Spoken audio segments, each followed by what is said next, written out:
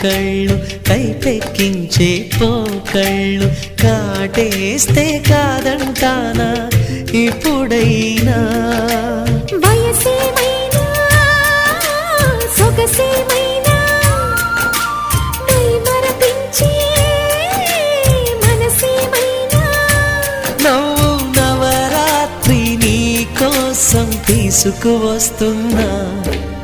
మైనా ఏమైనావే మన్మథ మాసం అయినా ఎంతైనా ఇది మెత్తని మోసం